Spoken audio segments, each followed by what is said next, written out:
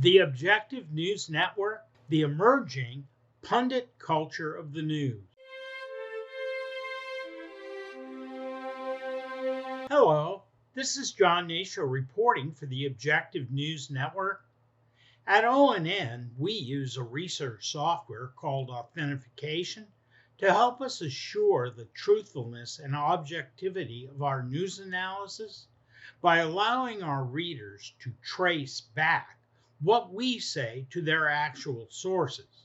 We can show you the actual internet sites where we get our information. At ONN, we call this transparency. Now, you can place almost anything you want on the internet these days. Some of the information out there is demonstrably true, while other information is patently false. So how can you tell the difference? Generally, you do this by doing an analysis of the sources of your information. Are the sources credible and true? So then, what's the least common denominator of truth?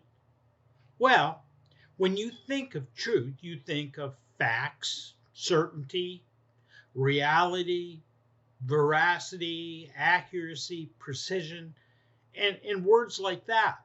Then, of course, you run into things called logical fallacies.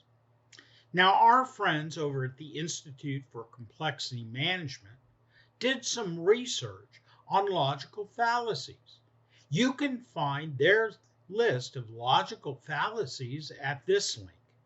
They found 45 different types of logical fallacies out there that are being bandied about in our everyday communication. When you read the list, you will be surprised at the widespread use in journalism and reporting of logical fallacies that are not really used to explain things better, but rather to fool people into believing things that are not true at all, or only partially true, to spin reality. Take the often used logical fallacy of hedging as just one of many examples. The fallacy of hedging, also called ambiguity, refers to the use of a double meaning or an unclear description applied to mislead or misrepresent the truth, then changing the meaning of the terms later. So, for example, let's take former President Bill Clinton, and I'll do a quote. "I did not have sexual relations with that woman, Miss Lewinsky," close quote. He later redefined the term sexual relations in the broad categorical understanding of that word, as opposed to the specific acts of which he was, in fact, guilty.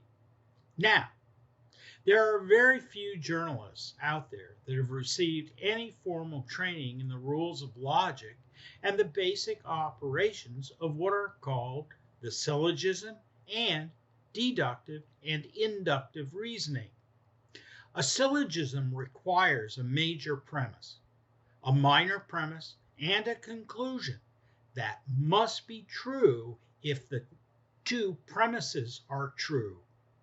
Inductive and deductive reasoning are used to look at things in two different ways, from the bottom up and the top down, respectively, to consider a grouping of facts.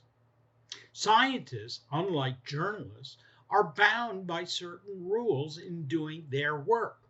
One of these rules is called empiricism, which is a consistent and methodical way of determining whether some basic fact is true or not, based on testing the evidence.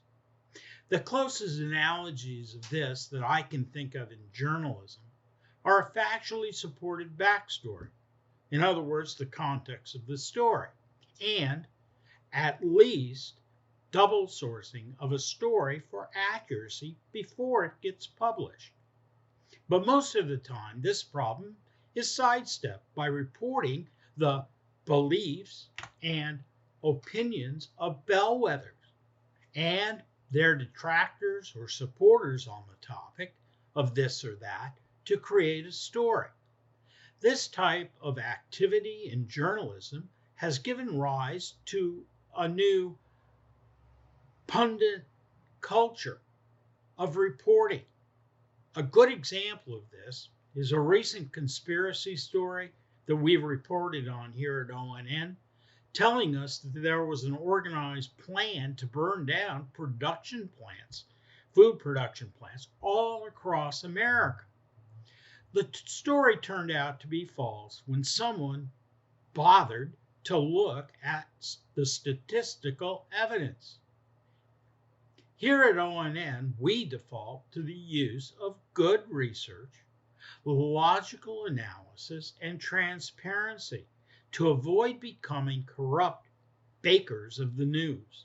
A corrupt baker mixes just the right amounts of wheat, yeast, and salt with sawdust to bake his bread in just the right way so that no one knows it contains sawdust.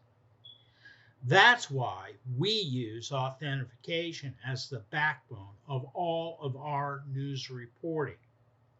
At the end of every ONN news story, you're going to find a source listing of URLs that you can click on to see where the information was gathered in terms of both supporting as well as debunking sites.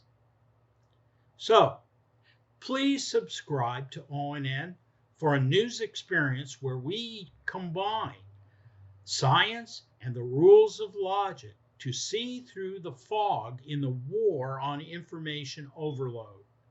It is what it is for March 29, 2023. This is John Hnatio reporting for the Objective News Network. Please subscribe and let your family, friends, and colleagues know about us. Thank you so much for watching, and we hope to see you the next time.